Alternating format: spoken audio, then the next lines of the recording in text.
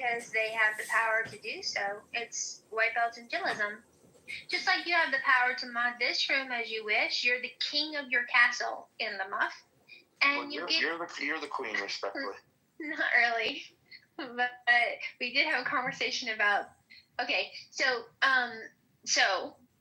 people who create rooms get control of the rooms, and it's interesting to me how many people have a problem with the room when they have so much power themselves. They can object to the room. They can throw a temper tantrum in the chat, and you know as well as I do, they've got some chat warriors in here or are thumb and finger fussing all over your rooms, and then they can leave quietly. I don't think, based on all the A rooms I've ever been in, that chillism white belt is the most egregious when it comes to the crap that gets thrown on Clubhouse. It's an audio app. People have been very cruel on this audio app. So Monica, let me ask you this: if you were queen for a day and you were to moderate a space, and there's people of diverse backgrounds, like, what would your rule be about if somebody repeatedly, not just squeezing it in poetically, but repeatedly using the N-word and directing it towards people that are in the room? How would you feel about that? Oh, if I create the room, Roger, it doesn't happen because amazing. As you called me quite correctly on it,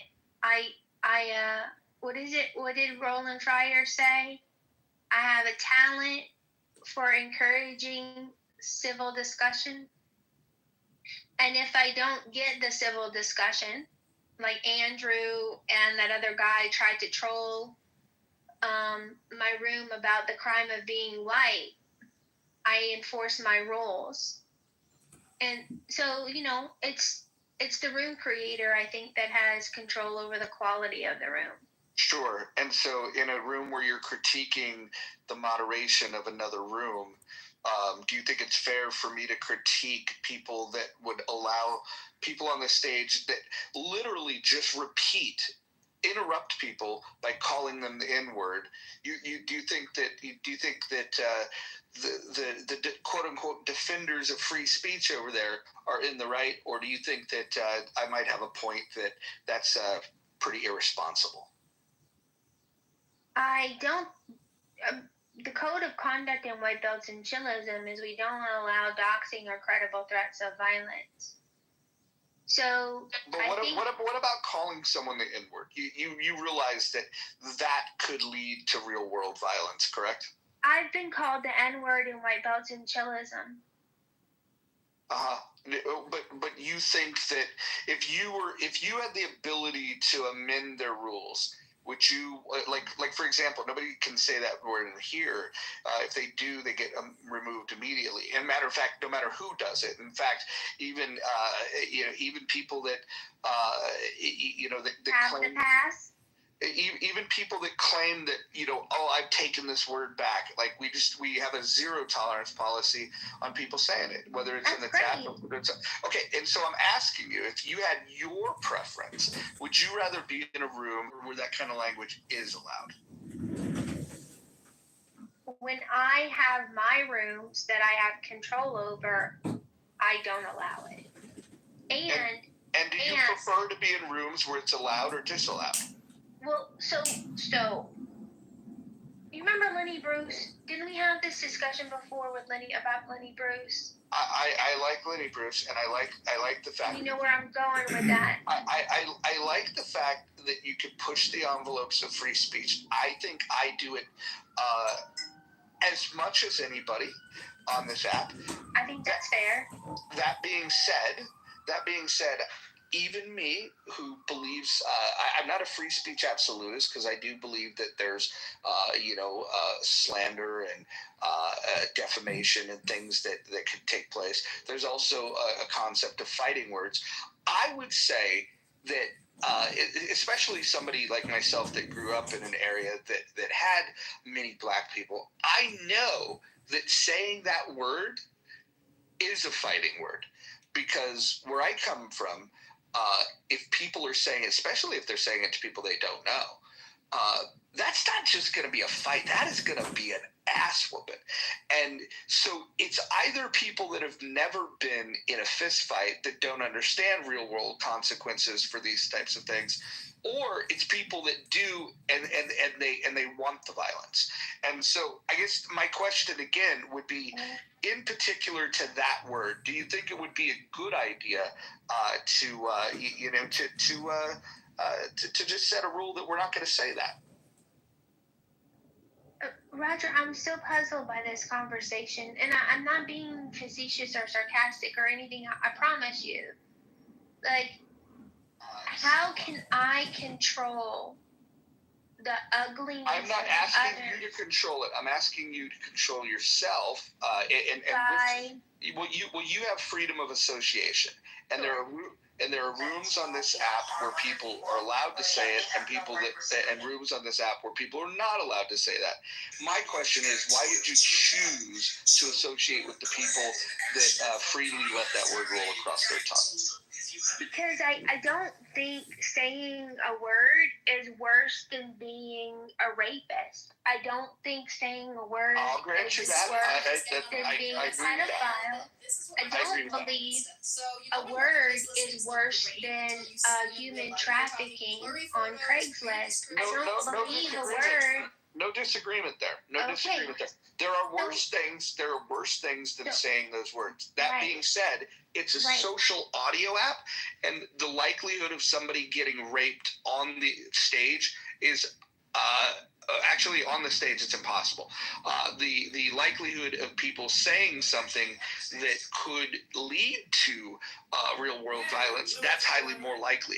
And when you start looking at, like, if I were to make a list of 10 things that people could say that would cause real world violence, I would just say that on my list, that word would be included in the top 10 things that would be most likely to lead to real world violence. Is that wrong?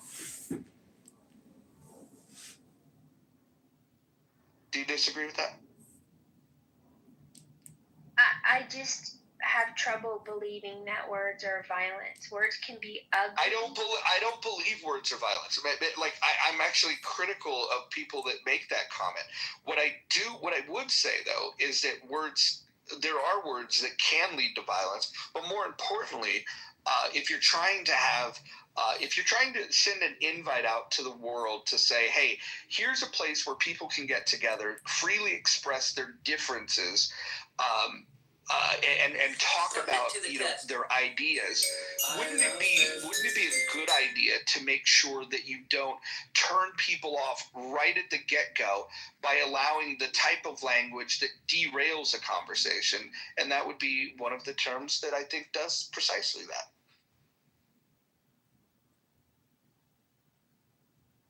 Which is why you're clever enough not to have it allowed in your rooms. Good talk. Amazing. Okay. All right, Monica. Well, thanks for disappointing you. Well, I know. Well, listen. As JB would say, you're standing on your square. So there's that. Yeah, disappointed that you did that too. All right, have a great room. Wait, Monica, let me ask you a question. I mean, Roger's asking you some pretty simple questions that could just be answered with a simple yes or no. Like, okay, never mind. Lordness, you're one of the other anarchists on the stage. What do you say? So what happened with the situation first? Which situation are you talking about? With the title and all that, I'm confused. What happened with the situation? Which situation? No, I mean, there's a bunch of situations that happen, so I'm a little bit confused on what's the situation for this room. Yeah. So the situation for this room was I created a room with this title, largely in response to the stupidity that happens in that other room. We could talk about the 45-minute debate about Hegel between two people that had never read Hegel. That was pretty idiotic. We could talk about the fact that there's no moderation, that people are allowed to talk over each other, which makes it very difficult to hold a conversation. We could talk about Bima threatening to dox people. That was an interesting development. Or we could talk about a debate between people on Israel versus Hamas, and the moderator of the room put a poll up because he wanted support, and he lost the debate in his own room by 2/3 of a vote.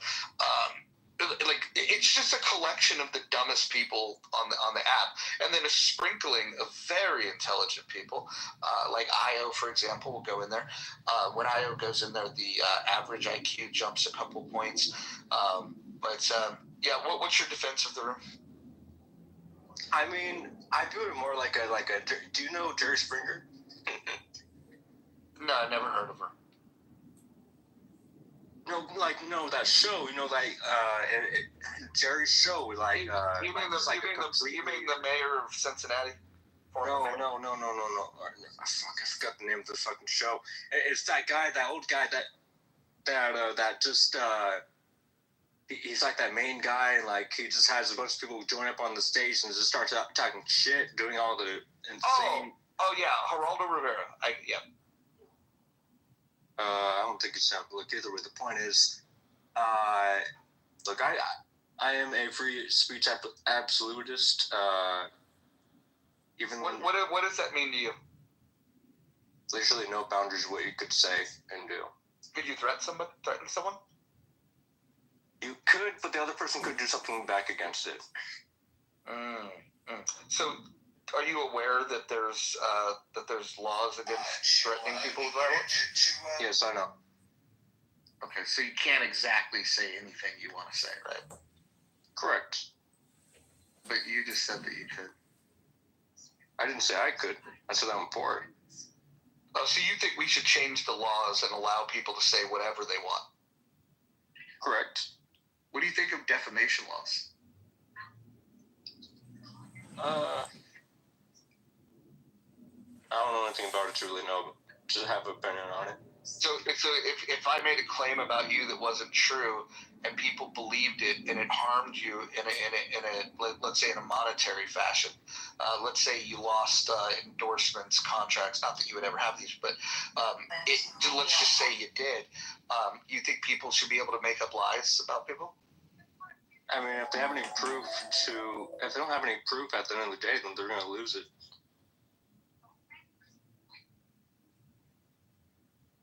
No, can we go back?